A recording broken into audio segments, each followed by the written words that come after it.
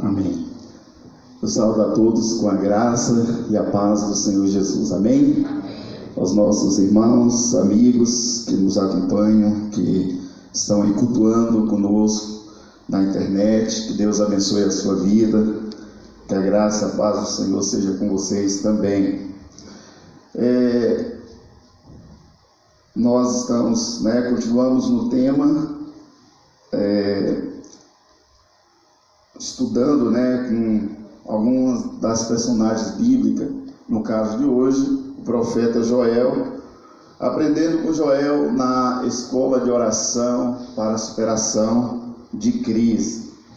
E como nós vimos aí a leitura que nossa irmã Beni fez, tem algo muito atual para nós hoje, no que nós estamos vivendo. Nós vamos fazer a leitura aí do capítulo 1, do versículo 1 até o versículo 9. E depois nós vamos ler no capítulo 2, do versículo 12 até o 17. Primeira leitura aí no capítulo 1, do 1 até o 9, depois o capítulo 2, do 12 até o 17. Diz assim: Palavra do Senhor que foi dirigida a Joel, filho de Petuel. Ouvi isto, vós, velhos, e escutai todos os habitantes da terra. Aconteceu isto em vossos dias, ou nos dias de vossos pais? Narrai isto a vossos filhos, e vossos filhos o façam aos seus filhos, e os filhos destes a outra geração. O que deixou o gafanhoto cortador, comeu o gafanhoto migrador. O que deixou o migrador, comeu o gafanhoto devorador. O que deixou o devorador, comeu o gafanhoto destruidor.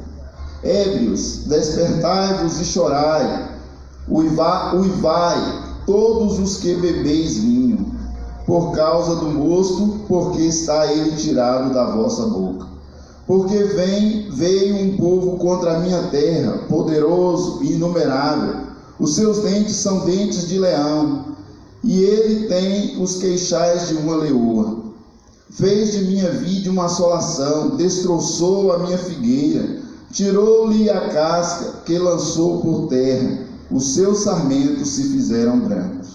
Lamenta com a virgem que pelo marido na sua mocidade está cingida de pano de saco. Cortada está da casa do Senhor a oferta de manjares e a libação. O sacerdote ministro do Senhor estão enlutados. O capítulo 2, a partir do versículo 12 diz: Ainda assim, agora mesmo, diz o Senhor, convertei-vos a mim de todo o vosso coração, e isso com jejuns, com choro e com pranto.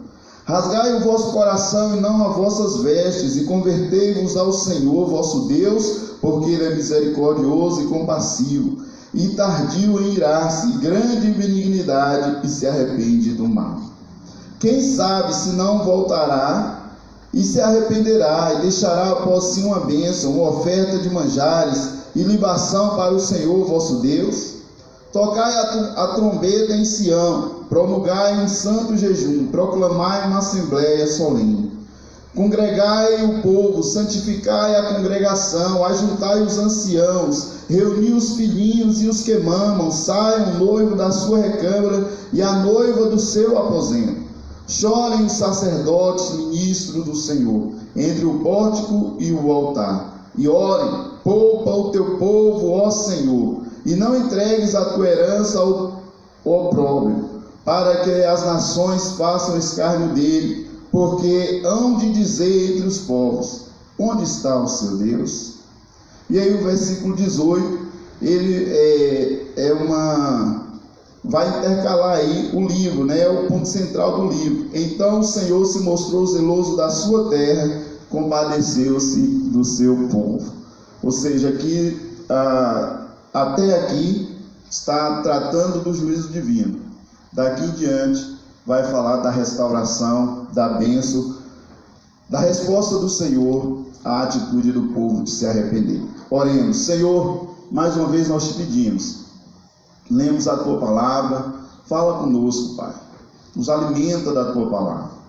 Ó Deus, que o nosso coração, como a irmã Hermênia orou, venha ser rasgado diante de ti.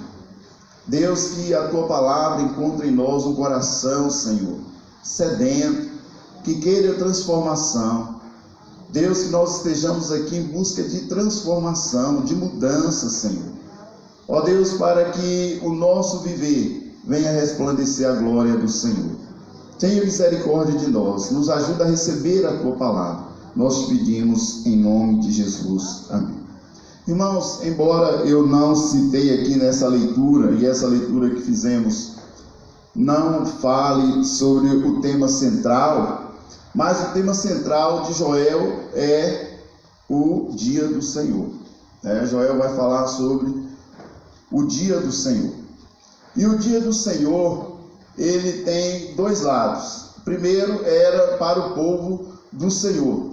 E Joel aqui, ele profetiza para o reino do sul, nós vimos a semana passada o nosso irmão Rogério explicando sobre o reino do sul, o reino do norte. Antes, Israel era uma só nação, um só reino, Mas depois de Salomão, depois de tudo Salomão fez, de desagrado ao Senhor, o Senhor disse que não tomaria o reino total dele, mas a descendência dele deixaria só com uma tribo, e 10 tribos seguiriam a outro rei. E aí houve a divisão. O rei Roboão, filho de Salomão, ficou com uma tribo, que é a tribo de Judá, e essa se tornou o reino do sul, para onde Joel está profetizando, e também o profeta Oséias, que nós vimos a semana passada. E as outras tribos ficaram com Jeroboão, chamado de reino do norte. Então Joel, a profecia dele dá em 835 mais ou menos antes de Cristo, e é para o reino do sul.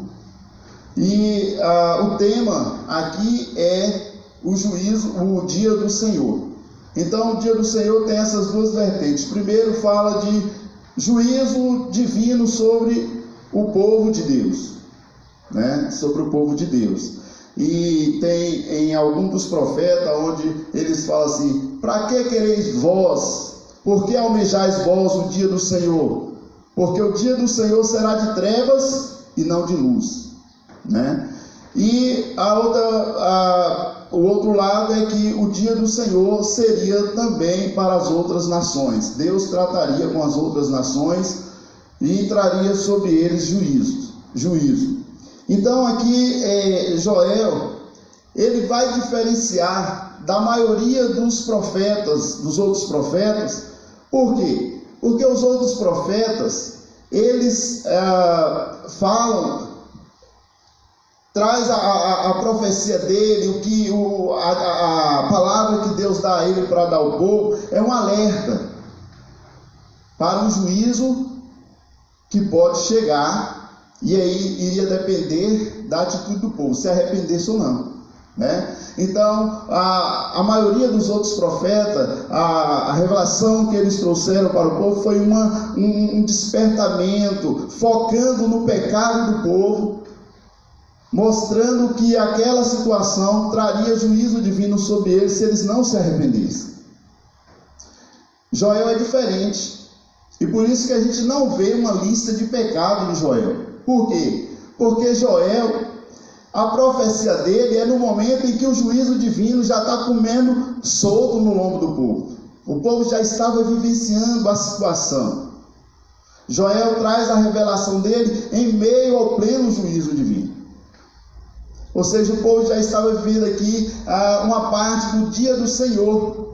E aí por isso que o foco, o segundo tema aqui do livro de Joel é o quê? O arrependimento. Vai chamar o arrependimento. E aqui nesse momento, Joel não foca no pecado do povo. Joel não traz um diagnóstico do pecado do povo, porque não adiantava mais. Agora ele traz a solução. E a solução para aquela situação era arrependimento. Rasgar os corações diante do Senhor.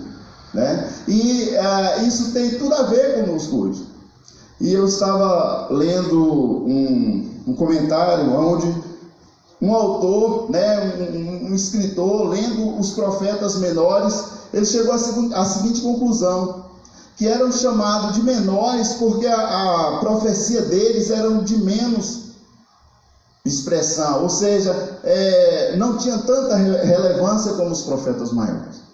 Quão longe, né, essa pessoa chegou da realidade. A verdade é que nos profetas menores tem mensagem para nós hoje. E Joel, como ele não foca numa lista de pecado, muitos estudiosos vai ter Joel como um guia litúrgico, que seria o ideal para usar em qualquer crise, em qualquer momento adverso. E nós estamos diante de uma grande crise, né? Então o livro de Joel é muito atual para nós, tem muito a nos ensinar. Nós temos muito que aprender aqui com o profeta Joel.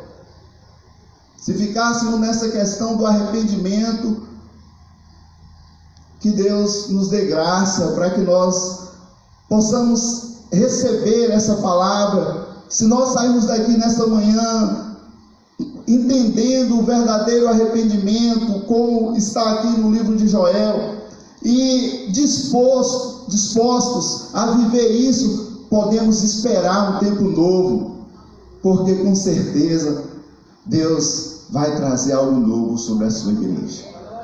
Então, o livro de Joel tem muito a nos ensinar, e que nós possamos estar dispostos a aprender, porque em momentos de crise Deus sempre levantou os profetas dele. Deus nunca deixou de falar com o povo dele.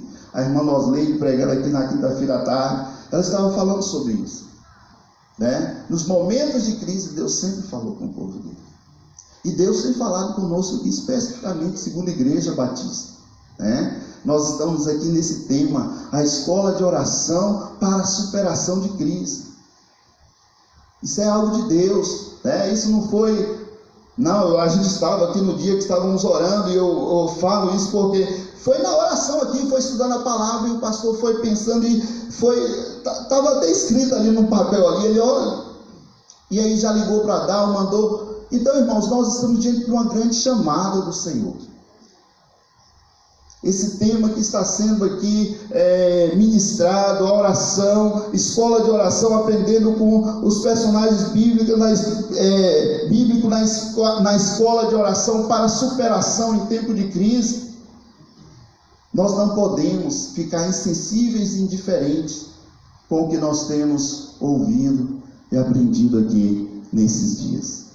Porque Deus levanta os profetas dele, é porque Deus tem o interesse de trazer algo novo sobre o seu povo. Deus não levanta os profetas dele de uma forma banal ou sem uma intenção. Deus levanta com um propósito de que o povo dele seja beneficiado. Deus quer nos abençoar. Deus tem muito para nos abençoar, se nós entendermos o propósito desse trabalho, aprendendo na escola de oração para a superação em tempo de crise.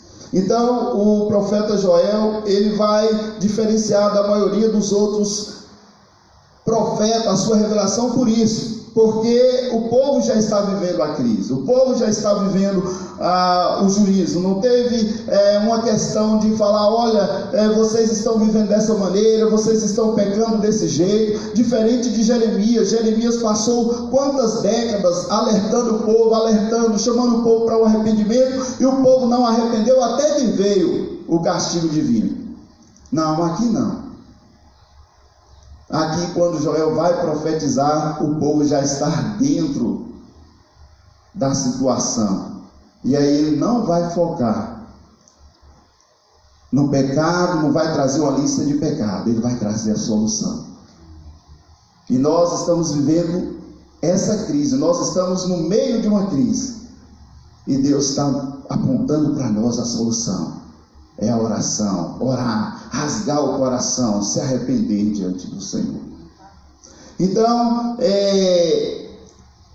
Joel, ele vai trazer e abriu os olhos do povo sobre a calamidade que o povo estava vivendo. E me parece aqui que o povo estava um tanto insensível, porque Joel vai descrever o cenário. Joel vai mostrar a realidade que o povo estava vivendo, e o povo parece que não estava atentando que era um juízo divino sobre eles. Então, o versículo 2, Joel vai dizer: ouvi isso, vós velhos, e escutai todos os habitantes da terra. Aconteceu isto em vossos dias, ou nos dias dos vossos pais? Os velhos eram os líderes religiosos, os anciãos com quem muitas vezes o rei sentava para poder ouvir e tomar decisões. E aí o profeta Joel vai chamar eles para uma reflexão.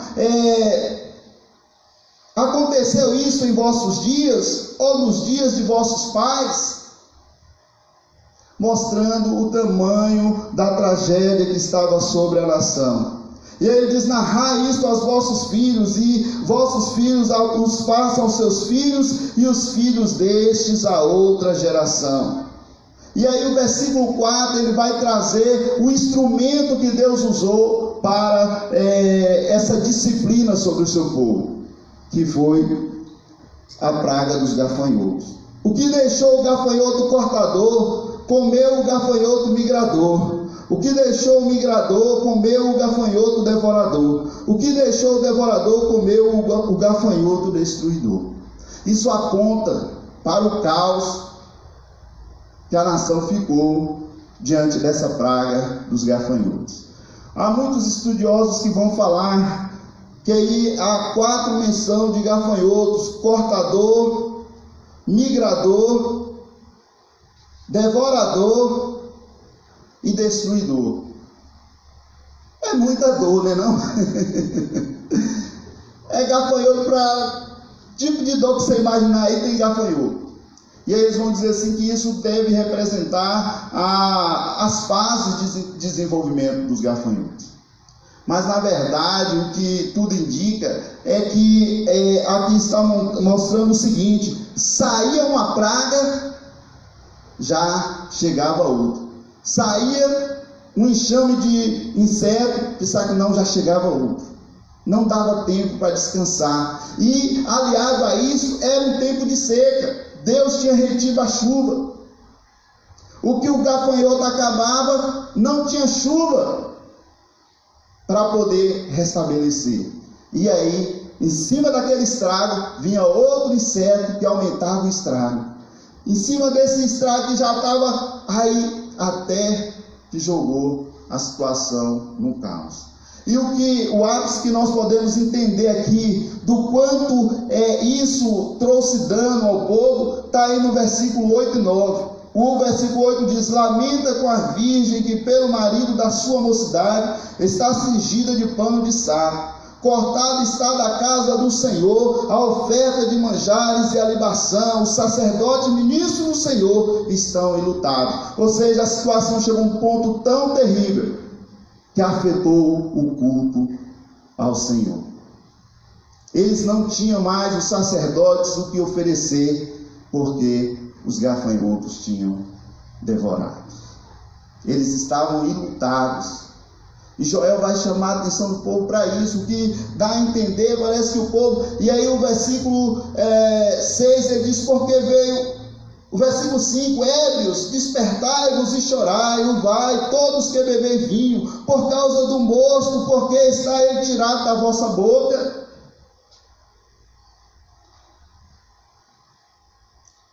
Dá a entender que o povo, mesmo vivendo essa situação tão terrível, ainda não tinha atentado que estava sob o juízo divino. E quando se fala de ébrios, está falando do quê? Quando uma pessoa bêbada é uma pessoa insensível, ela não percebe o que está à sua volta. Isso mostra o quanto nós podemos, mesmo em situações de calamidade, nos acharmos dispersos. E por isso que o profeta vai chamar e vai trazer a direção do Senhor para eles. Arrependam-se, Rasguem os vossos corações e não as vossas vestes. Nós estamos, irmãos, num período de uma crise que a gente não sabe falar as proporções dela. E como nós temos enxergado essa crise? Como nós estamos analisando o que está acontecendo? Nós estamos em plena pandemia, nós estamos numa situação, num contexto de pandemia que o mundo todo está envolvido. E nós, a Igreja do Senhor, qual é o nosso olhar para esse cenário? Será que o nosso olhar é o mesmo olhar que o mundo tem? Não, isso é apenas algo comum, algo que surge nas gerações da humanidade.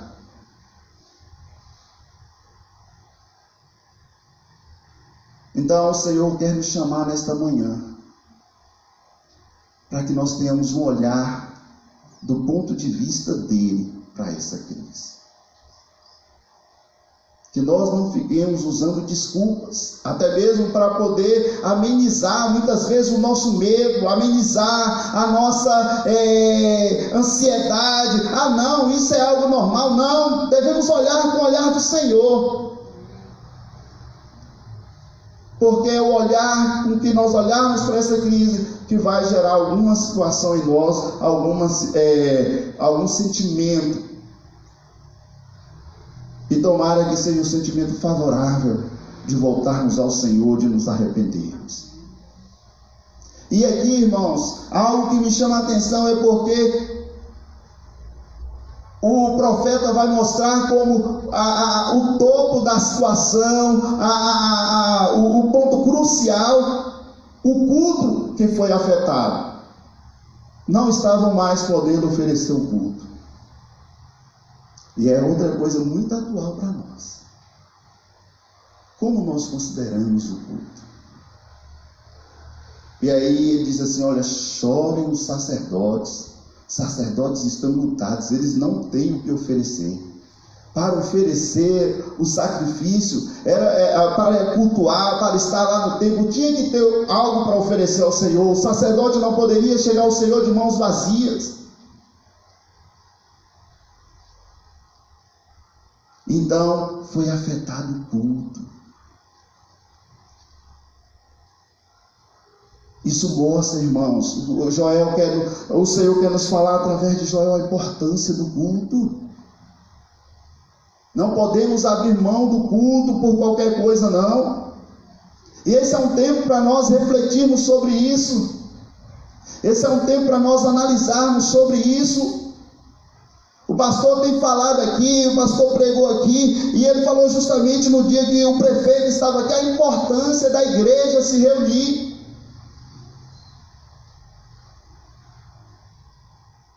Nós não podemos considerar o culto como algo desprezível. E lá em Hebreus, o capítulo 10, os versículos 24 e 25, vai nos chamar para isso. Ali, irmãos, depois que o escritor ele fala de Cristo, que a custo da sua vida, do seu sangue, nos concedeu um livre acesso ao Pai, ele vai dizer o seguinte: considerais uns aos outros para estimular o amor uns aos outros, e não abandoneis a congregação, como era o costume de alguns. E aquele contexto de Hebreus é um contexto de perseguição. A igreja estava sendo perseguida, os crentes estavam tendo os seus bens, sendo confiscados pelas autoridades.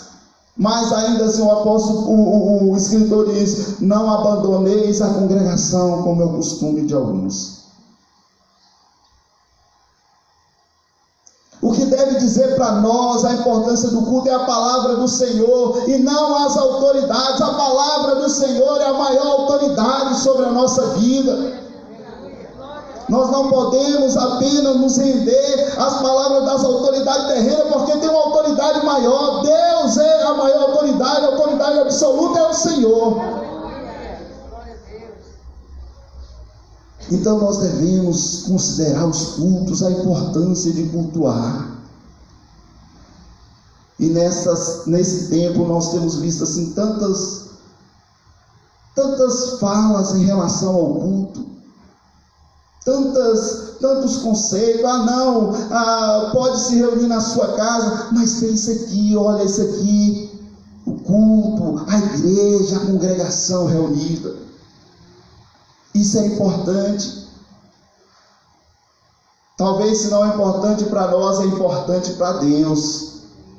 E nós devemos ficar com aquilo que Deus acha que é importante, não o que nós achamos que é importante. Então, o Joel vai colocar como o ponto crucial dessa devastação o culto que foi afetado, o culto que não estava mais podendo ser oferecido. Por gosto de muitos, se fechava mesmo. E o pastor falou aqui, tem igrejas fechadas até hoje. E aqui, no dia que nós estávamos aqui, numa reunião de pastor, teve um pastor que falou isso. A minha igreja está fechada, como se aquilo fosse algo assim, de se aplaudir, de se elogiar. Então nós devemos refletir acerca do culto. O profeta Joel vai colocar como ponto principal dessa devastação, o ponto máximo dessa devastação, o culto que tinha sido afetado. Os sacerdotes não tinham mais o que oferecer. O devorador tinha consumido.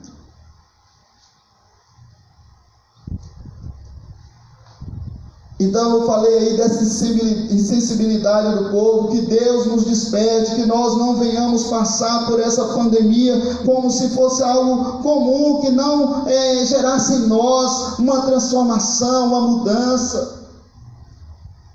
Que nós possamos atravessar essa pandemia, mas chegando lá com o coração quebrantado, rendido ao Senhor, mais perto de Deus, com os corações puros. Porque essa pandemia, ela não está aí à toa. Para quem tem um coração quebrantado, vai se aproximar de Deus. Mas para quem tem um coração endurecido, pode se afastar ainda mais do Senhor. Isso é muito sério, irmãos. Nós somos seres circunstanciais. Nós somos afetados por este mundo. Se nós não tomarmos cuidado, essa aqui é uma grande oportunidade de quebrantamento, de arrependimento que nós estamos vivendo. Nós não somos bons, nós não nos arrependemos porque somos bons. Muitas vezes é preciso um momento como esse para nos quebrar, para nos fazer nos arrepender, colocar a boca no pó e na cinza. E se nós desprezarmos uma situação dessa, o nosso coração pode se tornar ainda mais duro, insensível, resistente à palavra do Senhor. E lá em Provérbios diz que o homem que é disciplinado muitas vezes e não se quebranta, será quebrado sem que haja pena, sem que haja dor. Deus quer quebrantamento na sua igreja. Deus quer quebrantamento em nossos corações. Então é diante dessa situação em que o povo está vivendo, essa realidade tão cruel, que o profeta vai chamar o povo para uma saída inteligente, para a solução que realmente surtiria efeito, que é o arrependimento. Mas antes, aí no versículo 19 do capítulo 1, o profeta, ele se coloca como referencial, como exemplo para os sacerdotes e para a nação. Ele diz: a ti, ó Senhor, clamo, porque o fogo consumiu os pastos do deserto e a chama abrasou todas as árvores do campo. Também todos os animais do campo bramam suspirando por ti, porque os rios se secaram e o fogo devorou os pastos do deserto. O profeta Joel, ele vai como quem está à frente do povo e dá o exemplo do que o povo deve fazer. Ele mesmo ora: a ti clamo, ó Senhor. a ti clamo, Senhor. No momento de crise, no momento como esse que nós estamos vivendo, nós não temos outra saída. Às vezes acontecem coisas nas nossas vidas que a gente fica procurando, uma saída, uma solução, procurando alguns meios, e às vezes nos é oferecido vários meios. Mas aqui, numa crise como essa, a nossa saída, a saída inteligente, a saída que vai trazer solução é orar, é clamar ao Senhor, como o Senhor tem despertado a igreja para orar.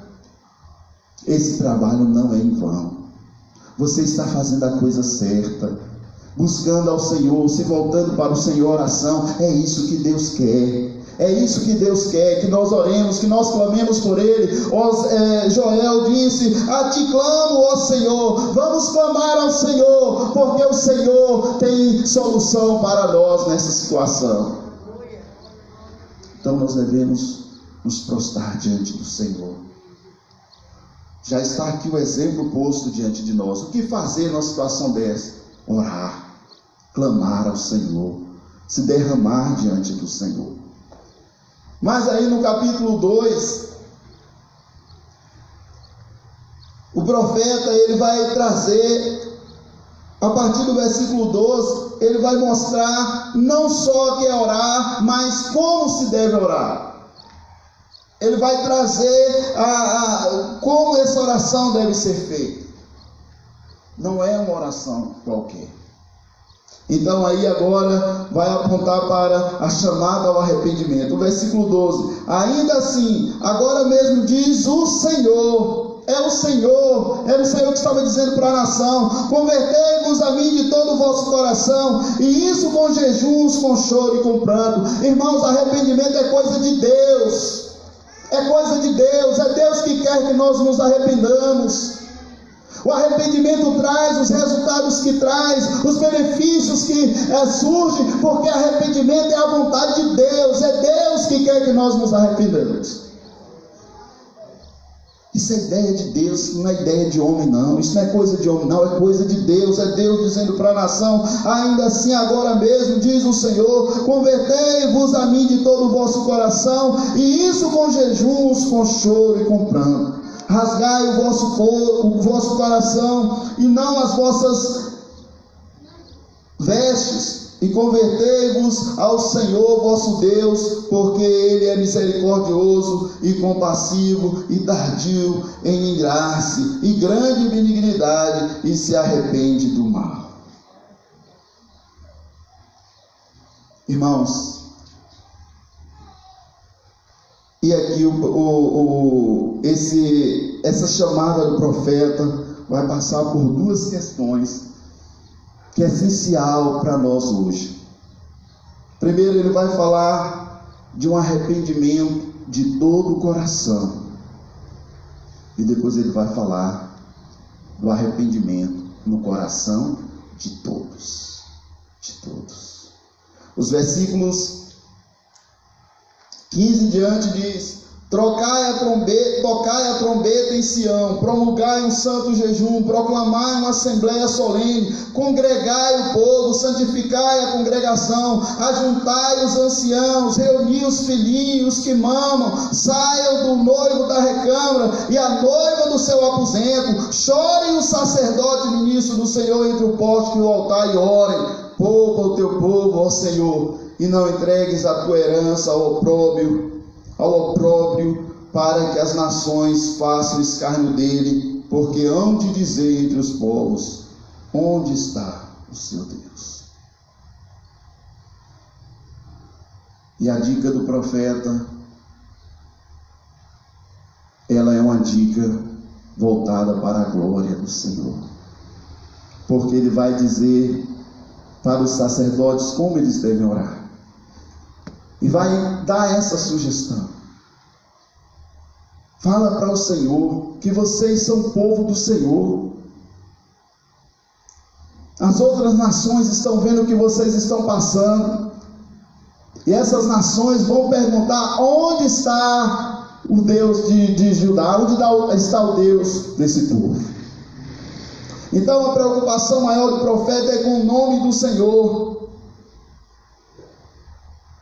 Está aí no versículo 17.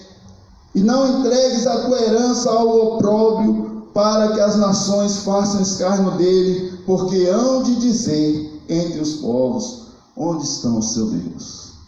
Cadê o Deus desse povo? Olha aí como é que estão as coisas. É como se o profeta estivesse falando: olha, se pelo menos vocês não estão sentindo a devastação na pele de vocês, olhe para o Senhor. Vocês são povo de Deus. Deus chamou Israel para ser exemplo para as demais nações. Deus constituiu essa nação para que através dessa nação o nome dele seja conhecido de outras nações. Pense no nome do Senhor. E essa é uma situação que nós estamos vivendo, que nós devemos pensar no nome do Senhor, pensar no Deus a quem servimos. Deixar de lado as nossas individualidades, deixar de lado os nossos pensamentos individuais e ficar com aquilo que diz respeito ao Senhor. Porque nós somos o povo de Deus. A igreja do Senhor tem que ter uma resposta para essa situação, uma resposta diferente, para que o mundo veja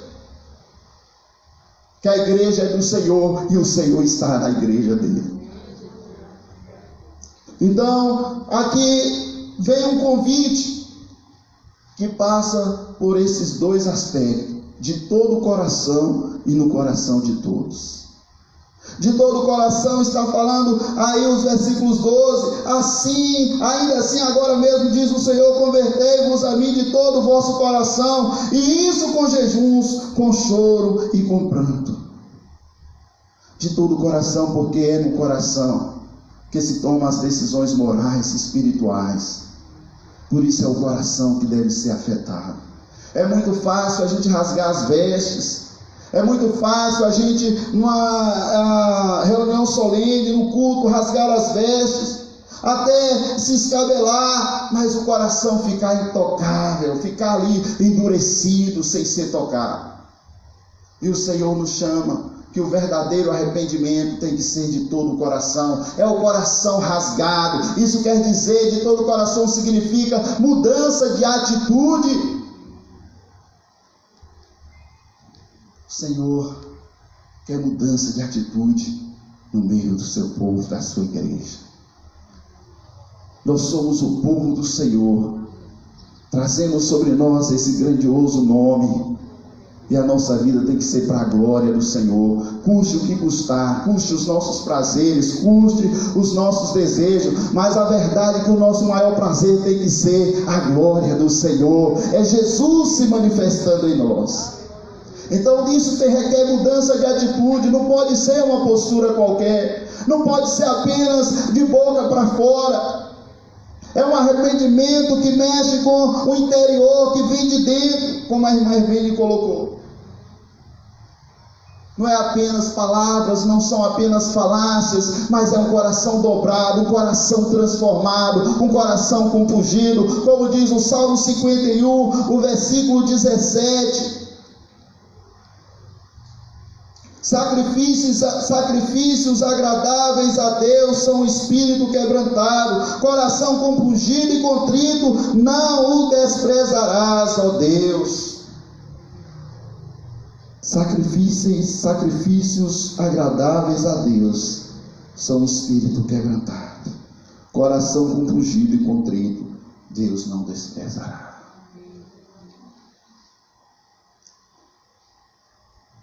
Nessa manhã nós somos chamados a refletir como estão os nossos corações. Como estão os nossos corações? Que mudança tem gerado em nós até aqui? Porque se não tem gerado mudança, nós podemos pegar um diploma e colocar de todo tamanho as letras: eu sou um homem ou uma mulher de coração duro. Colocar na parede. Deus quer mudança de atitude no meio do seu povo, da sua igreja. Nós estamos numa crise, nós estamos numa situação que talvez não tenha precedentes, mas isso pode mudar. Um coração contrito, Deus não despreza. Deus quer arrependimento. Então arrependimento não é apenas palavras, não é apenas rasgar o exterior, mas vem do interior. E quando o coração muda, as atitudes mudam também.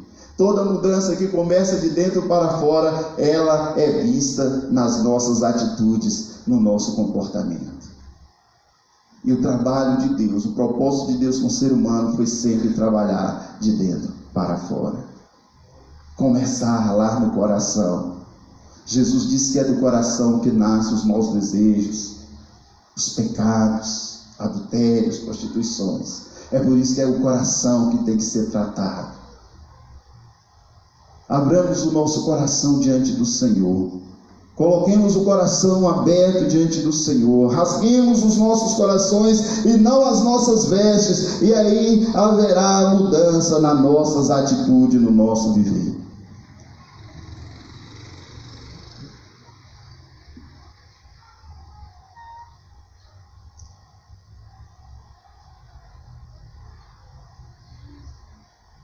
A outra questão diz respeito ao de todo no coração de todos.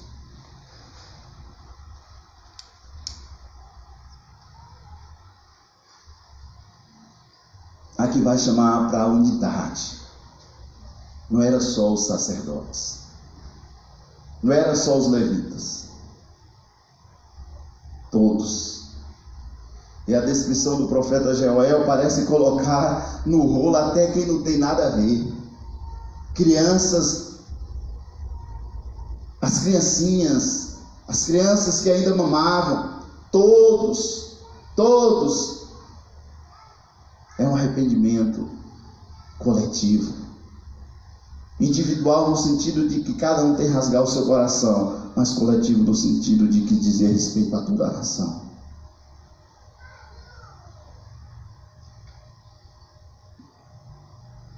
Os versículos 16 e 17, do 15 ao 17, diz: tocai a trombeta em Sião, promulgai um santo jejum, promulgai uma assembléia solene, congregai o povo, santificai a congregação, ajuntai os anciãos, reuni os filhinhos e os que mamam, saia o noivo da sua recâmara e a noiva do seu aposento, chorem os sacerdotes, ministros do Senhor, entre o pórtico e o altar, e orem, poupa o teu povo, ó Senhor, e não entrega a tua herança ao opróbrio, para que as nações façam escárnio dele, porque hão de dizer entre os povos: onde está o seu Deus?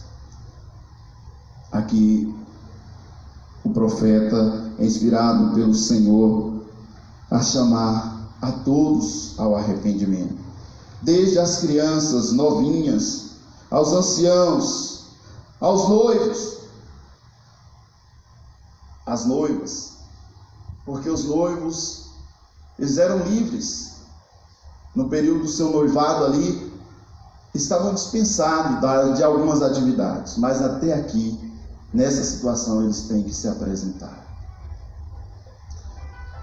Eu estava lembrando lá do livro de 2 Crônicas, o capítulo 20, quando vai falar do rei Josafá, quando ele vem alguém e diz para ele: olha, vem contra ti um exército sem precedente, um exército grandioso, é muita gente que vem contra ti. E aí ele se atormenta, ele se desespera, e aí ele vai orar, vai falar com o Senhor, buscar o Senhor, e a resposta do Senhor vem, sabe quando? Está aí no versículo 12, versículo 13. Todo Judá estava em pé diante do Senhor, como também as suas crianças, as suas mulheres e seus filhos. Então veio o Espírito do Senhor no meio da congregação sobre Jaziel, filho de Zacarias, filho de Benaia, filho de Jeiel, filho de Matanias, levita dos filhos de Asaf, e disse: dai ouvidos, todo Judá, e vós, moradores de Jerusalém, e tu, ó rei Josafá, o que vos diz o Senhor: não temais, nem vos assusteis por causa dessa grande multidão, pois a peleja não é vossa, mas de Deus. Irmãos, falando nessa questão que envolve todos, não é apenas a liderança, não é apenas os pastores. Esse é um momento que requer uma mudança de atitude de todos. Se você é igreja do Senhor, se você tem o Espírito de Deus, você está incluído para uma chamada a um arrependimento diante dessa situação. Mas o que nós temos visto talvez seja algo bem diferente. O pastor Adilei estava falando sobre isso aqui, que nesse momento que é onde a igreja está unida, não se falando aqui da segunda igreja, mas a igreja do Senhor no geral, a gente tem visto até pessoas de dentro da igreja ficando contra. Esse é o momento para acabar as nossas diferenças e nos unir no seu propósito, que é voltarmos para o Senhor.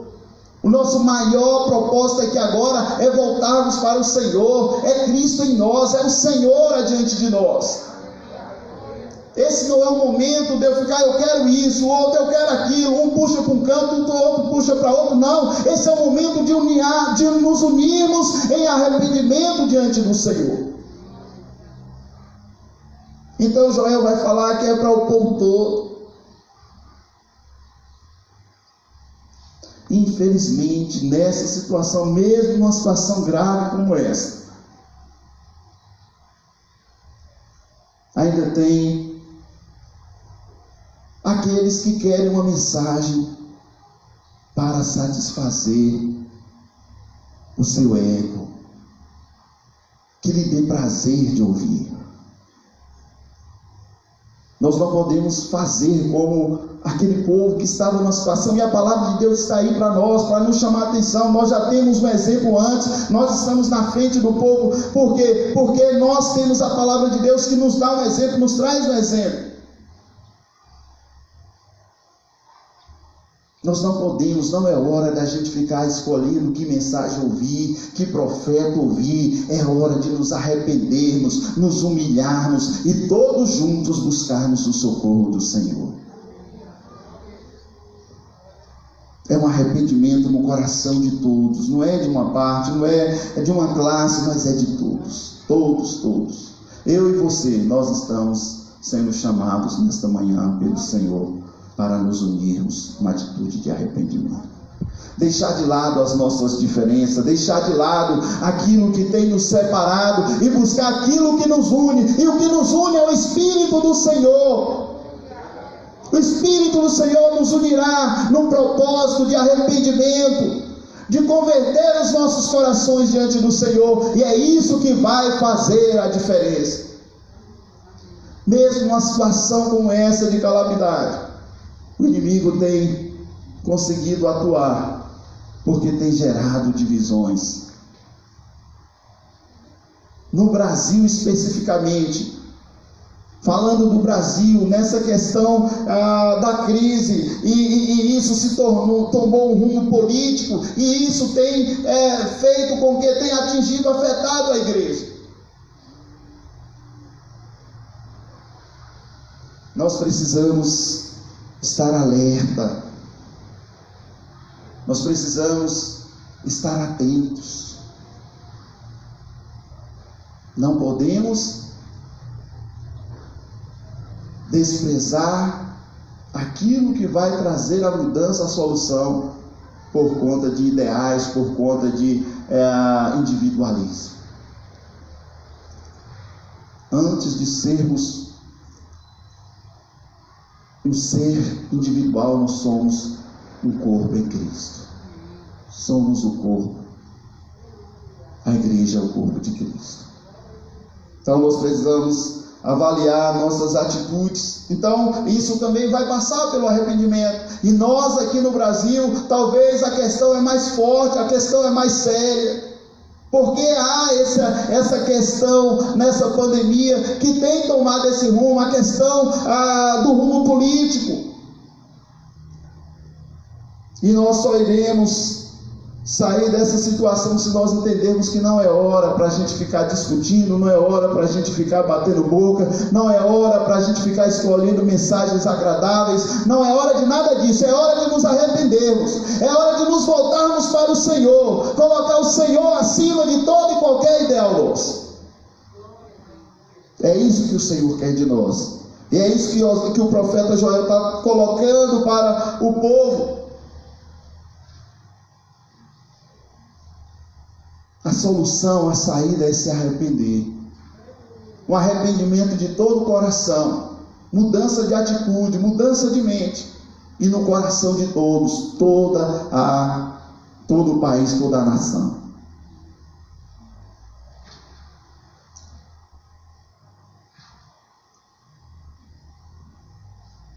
E aqui, irmãos, talvez quando se fala em arrependimento, e essa tem sido uma mensagem que tem sido muito escassa no nosso meio. Eu falo do nosso meio, igreja do Senhor. Irmãos, mas essa foi a mensagem que Jesus veio trazendo. João Batista, precursor de Jesus, dizia: arrependei-vos, porque está perto o reino dos céus. Jesus veio pregando e dizendo: arrependei-vos, porque é chegado o reino dos céus. Arrependimento nós não podemos. Isso tem que ser muitas vezes diário. Sabe por quê? Porque, como eu falei, nós somos seres circunstanciais, nós somos afetados por este mundo. E por isso que o apóstolo Paulo vai dizer: não vos conformeis com este mundo, mas transformai-vos pela renovação do vosso entendimento.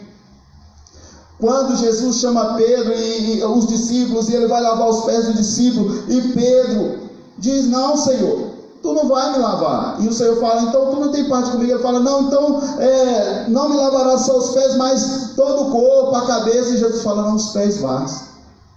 O que a gente entende ali? Aquela época era uma época de muita poeira, as estradas era chão de chão. Por onde eles andavam, eles chegavam em algum lugar, os pés estavam todos empoeirados. Por isso que muitas casas já deixavam uma bacia de água na porta, que quando as pessoas chegavam, lavavam os pés, os hóspedes. Se não lavasse os pés naquela situação, ia juntando poeira, e aí o que ia se tornar? Uma crosta, né? Então o nosso arrependimento é assim: nesse mundo que nós vivemos, nós acabamos sendo afetados. Mas nós temos um arrependimento, nós podemos nos arrepender no dia a dia. E aí, a Bíblia diz que se confessarmos o Senhor os nossos pecados, Ele é fiel e justo para nos perdoar os pecados, e o sangue de Jesus nos purifica de toda injustiça. Irmãos, arrependimento é algo tremendo. Por quê? Porque o arrependimento, ele está baseado na misericórdia de Deus, na misericórdia do Senhor. É porque Deus é misericordioso, é porque as misericórdias do Senhor que nos levam ao arrependimento. E talvez essa crise seja um ato de misericórdia de Deus. Às vezes a gente só vê as calamidades, as crises do ponto de vista ruim, mas precisamos ver o ponto de vista de Deus, e pode ser que isso seja uma bênção para trazer arrependimento, quebrantamento. Nós sabíamos como o mundo estava, nós sabíamos como as pessoas estavam, corações endurecidos, o homem querendo ser Deus. E Deus mostrou que ninguém é Deus, Deus só Ele, que nós somos pó, nós somos carne. O mundo está parado, as autoridades que se achavam os tais estão aí paradas diante dessa crise. Porque Deus está mostrando que só Ele é Deus. E que nós, seres humanos, o que nós devemos fazer é nos voltar para Ele. Tudo que nós lucramos nessa vida é estar com o Senhor, voltando sempre para Ele. Então nós não podemos perder de vista o lado bom dessa crise. Sem se falar, como já tem sido colocado, de hábitos que vão se mudar, mas nessa perspectiva de nos aproximar de Deus. O maior benefício que essa crise pode trazer é nos fazer aproximar de Deus. Nenhum outro benefício será tão grande como esse. E isso passa pelo arrependimento. Então isso pode ser as misericórdias do Senhor. Quando Deus colocou o juízo sobre o povo judeu, o povo estava vivendo diante daquela situação de juízo divino, mas Deus tinha um propósito, não era para destruir o povo, era para que o povo voltasse para Ele. Ninguém se destrói voltando para Deus. O que nos destrói é a distância do Senhor. Quando nos distanciamos do Senhor, nós vamos sendo destruídos, mas quando nós nos arrependemos e voltamos para o Senhor, nós somos restabelecidos, somos renovados pela graça do Senhor. Então Deus estava chamando o povo, era necessário, só uma situação daquela poderia fazer o povo voltar. Davi, no Salmo 139, ele diz: Senhor, tu me sondas e conheces, vê se há em mim algum caminho mau. Deus nos conhece, Ele sabe o nosso coração. E tem situações das nossas vidas que não vai ser resolvida com qualquer coisa. Estava lendo um livro que falando sobre o sofrimento, e alguém dá a definição, não sei se é C.S. Lewis, ele fala assim: é porque Deus fala com o homem, quando o homem não ouve, Deus grita, e o grito de Deus é manifestado através do sofrimento. Mas tudo com o propósito, voltar para o Senhor. O juízo de Deus não é para destruição, é para arrependimento. É isso que o Senhor queria que o povo dele entendesse. É isso que o Senhor quer que nós entendamos. Às vezes nós estamos tão preocupados, tão ansiosos para que tudo isso se passe, para que tudo isso logo se acabe, e não entendemos o propósito, que é voltarmos mais para o Senhor.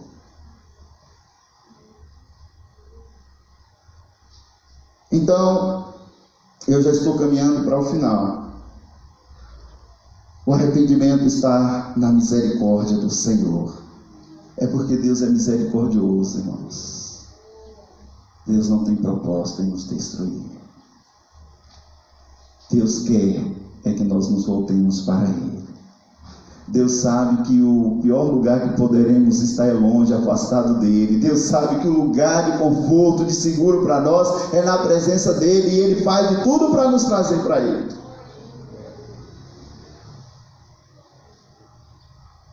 Voltemos para o Senhor. Voltemos para o Senhor. Não faça uma autoanálise, um autoexame. Está tudo bem. Davi, ele ora e fala: Senhor, expurga-me até dos pecados que me são ocultos. Não confie na sua própria consciência. Não é preciso isso, porque você tem o Espírito Santo.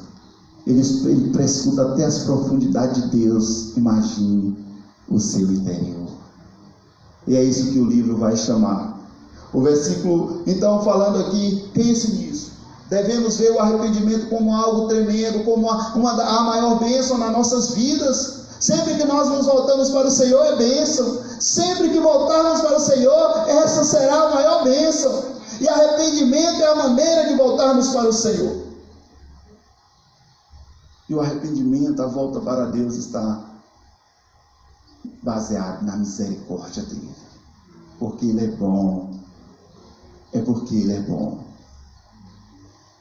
E porque Ele é bom, porque a sua misericórdia não tem fim, é que Ele faz com que até quando nós nos arrependemos, até Ele muda cenário, Ele muda situação. E aqui no livro de Joel está mostrando isso, a partir do versículo 18, aí é o que une esse livro, porque até o versículo 17 do capítulo 2, está falando do juízo, mas do versículo 18 em diante, fala agora de uma mudança de juízo para a restauração. E então o Senhor se mostrou zeloso da sua terra, compadeceu-se do seu povo, e respondendo lhe disse: eis que vos envio o cereal, e o vinho, e o óleo, e dele serei farto, e vos não entregarei mais o opróbrio entre as nações, mas o exército que vem do norte, eu o removerei para longe de vocês, lançá-lo-ei em uma terra seca e deserta, lançarei a sua vanguarda para o mar oriental e a sua retaguarda para o mar ocidental. Subirá o seu mau cheiro e subirá a sua podridão, porque agiu poderosamente. Não temas, ó terra, regozija-te e alegra-te, porque o Senhor faz grandes coisas. O Senhor faz grandes coisas, inclusive de mudar um cenário desse para algo que nós menos esperamos. Aqui está a partir do versículo 18. E aqui é algo que une esse livro. Aqui muda do juízo para a restauração. Mas aí tem que passar pelo arrependimento. E é dessa restauração, e aí o profeta vai falar de coisas grandiosas. E aí o profeta vai falar de uma das maiores bênçãos, que é o derramar do Espírito Santo. Olha só, até aqui o cenário é de devastação, até aqui o cenário é de destruição, mas agora muda tudo, porque quando nós nos arrependemos, muda tudo. Deus, o Senhor falou, e quando Pedro, tem lá no livro de Atos, o capítulo 2, quando ele diz para o povo assim, Atos capítulo 2, quando vem o derramado do Espírito Santo, e o povo acha que eles estão embriagados, e aí Pedro traz o discurso, e Pedro acusa eles da morte de Jesus. Pedro chega no final do discurso e fala para eles: a este Jesus, a quem Deus fez Senhor e Cristo vós crucificaste. Isso gerou no coração deles um quebrantamento, um temor, e ele diz: o que faremos, irmãos? E aí Pedro, cheio do Espírito Santo, ele diz,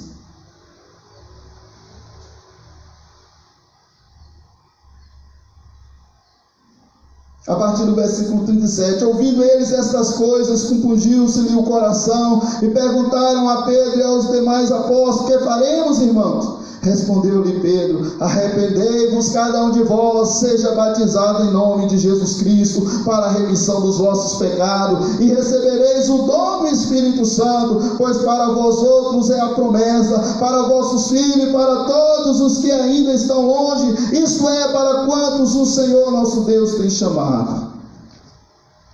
E Pedro vai dizer no decorrer do sermão que diante do arrependimento Deus está disposto a esquecer todo o passado. Deus joga o pecado no mar de esquecimento. E agora o livro é como se virasse de página. Agora vai falar da restauração, e vai falar desse tempo da descida, do derramar do Espírito Santo. Uma grande promessa.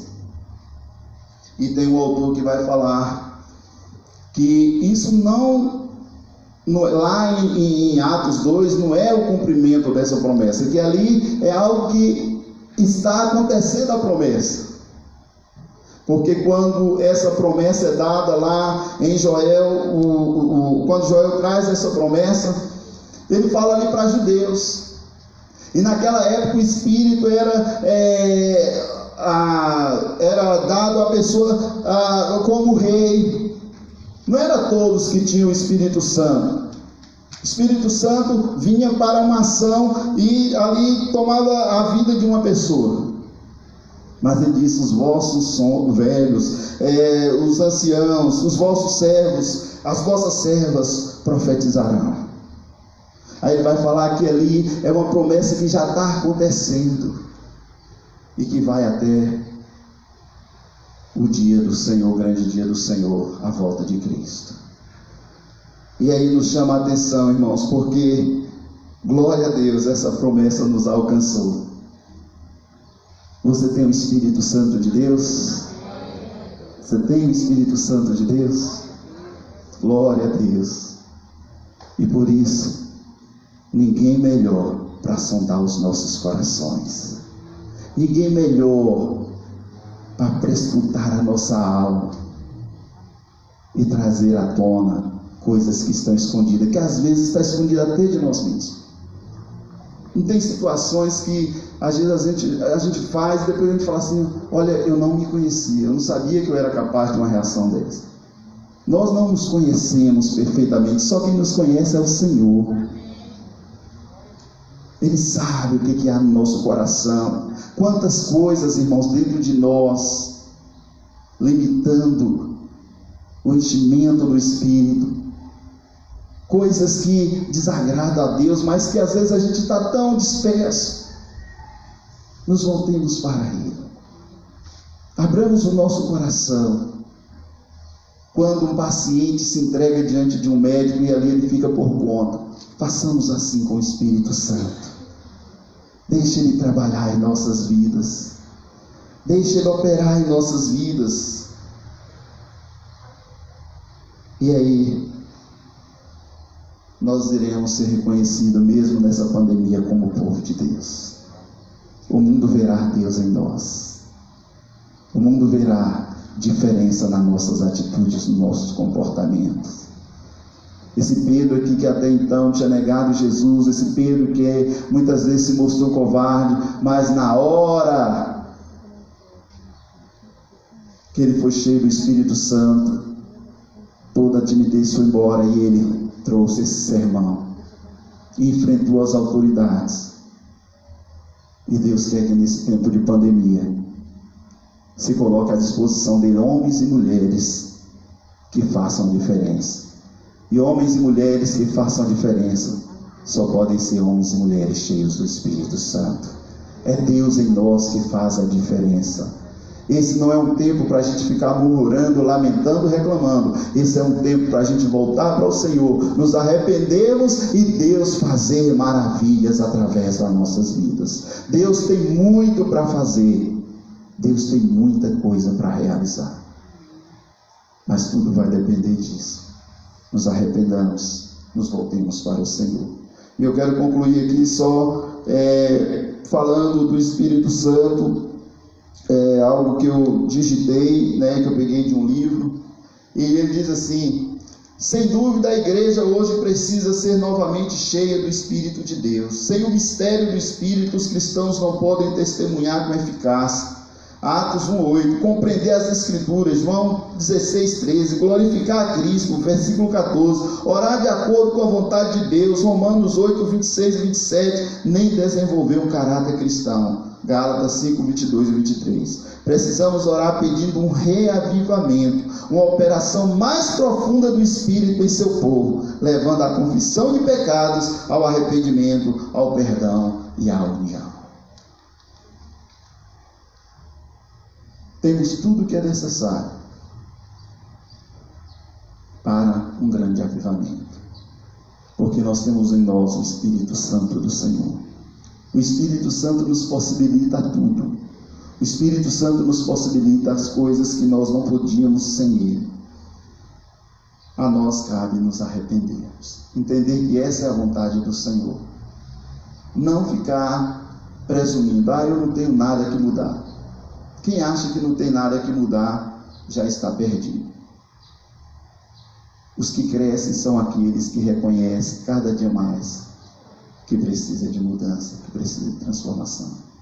Que Deus nos abençoe, que nós possamos receber a palavra do Senhor, consciente disso. Esse não é um tempo para estar escolhendo sermão. Esse não é um tempo para escolher que profeta ouvir, ficar escolhendo igreja, eu vou à igreja tal, porque lá. Esse é um tempo de nos arrependermos. Esse é um tempo de nos voltarmos para Deus. Eu gostaria que você se colocasse em pé. Senhor, estamos diante da Tua palavra, Pai. Deus, tem misericórdia de nós. E nós vimos aqui que o arrependimento, Senhor, a base do arrependimento é a Tua misericórdia, a Tua bondade. Que nós possamos orar assim: Deus tem misericórdia de nós, mas consciente que o Senhor é misericordioso. Senhor, quantas vezes a gente clama pelas misericórdias do Senhor, mas não cremos que o Senhor é de fato misericordioso. Tem misericórdia de nós, Senhor, na nossa incredulidade, nas nossas, Senhor, ó Deus, deficiências e limitações espirituais. Nos ajuda, Senhor. Nos ajuda a entender que o Senhor quer nos ajudar. O Senhor é o nosso ajudador. O Senhor quer estar ao nosso lado. O Senhor é por nós. Tem misericórdia de nós, Senhor. Nas nossas insensibilidades, nas nossas durezas de coração, nas nossas rebeldias, Senhor. Tem misericórdia de nós, Senhor. Tem misericórdia de nós. Só Tu conheces os nossos corações. Tu sabes, Senhor, quanto o nosso coração pode estar diferente do que nós achamos que é, Senhor. Tem misericórdia de nós. Oh Deus,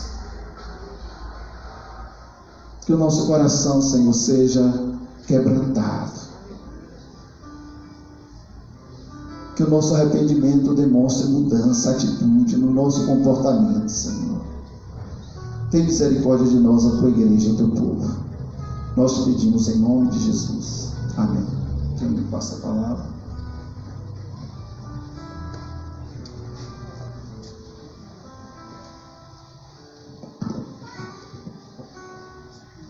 Amém. Você pegou sua porção? Eu peguei a minha. Eu nem sabia que eu tinha tanta coisa para endireitar. Mas o Senhor me mostrou muita coisa e eu agradeço a Ele por isso. Tem muita coisa que eu estou precisando corrigir em mim. E eu queria que os meninos projetassem aí para mim Salmo 139, primeiro versículo.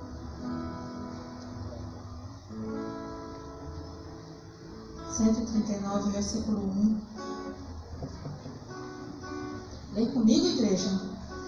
Senhor, Tu me sondas e me conheces. É só isso. De repente você ouviu essa palavra aqui hoje, aí você pensa, não é para mim não, tô de boa, tô bem. Mas saia daqui pedindo a Deus para que Ele sonde o seu coração, para que Ele jogue luz dentro do teu coração. Porque às vezes quando essa sondagem sou eu mesma que faço, eu escolho certos cantinhos, que são os meus cantinhos preferidos, e eu não deixo a luz de Deus entrar porque eu não quero abrir mão daquilo. Então que o Senhor sonde os nossos corações e que você esteja aberto para isso e que Deus te dê forças para mudar algumas coisas que precisam ser mudadas, que Ele me dê forças para mudar algumas coisas que eu preciso mudar em mim. E eu louvo a Deus pela palavra de hoje. Ela falou muito comigo e eu espero que tenha falado muito com você também. Pastor?